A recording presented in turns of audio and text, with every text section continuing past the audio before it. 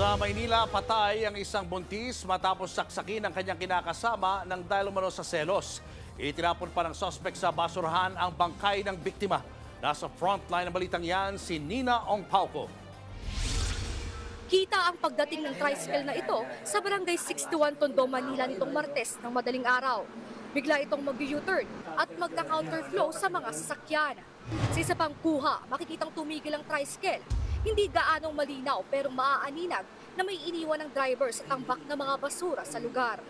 Makalipas ang ilang segundo, umalis na ito. Kinaumagahan, nadiskubre ng mga residente na bangkay pala ng buntis ang iniwan sa lugar.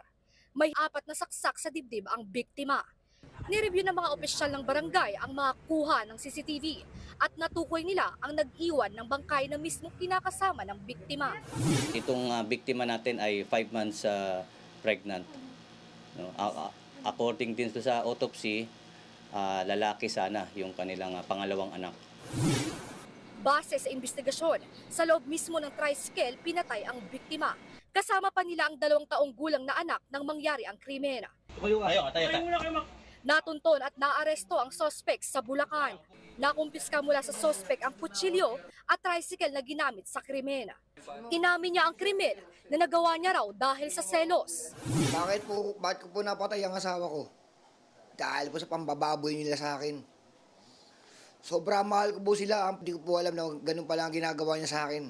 Kada papasok ko ng trabaho, meron siyang ibang ginagawa sa sarili niya. Meron siyang katagpuan. Napag-alaman din labas-masok sa kulungan ng suspect dahil sa pagkakasangkot sa ilang krimena. Kabilang dyan ang naganap na hostage-taking noong Pebrero. Mga 2 months ago, no, according to sa report, siya ay hindi raw kasi pinapasahod. So kaya naisipan niya, nag-resort siya sa ganoong paraan. Nasa kustodiya na ng Manila Police District Homicide Section ang suspect na mahaharap sa reklamong murder. Nasa pangangalaga naman ng kaanak ang isa nilang anak. Nagbabalita mula sa frontline, Nina Ongpauco, News 5. Mga kapatid, Julius Babaw po. Iba na ang may alam at may pakialam sa panahon ngayon. Para sa frontline ng mga balita, mag-follow at mag-subscribe sa social media pages ng News 5.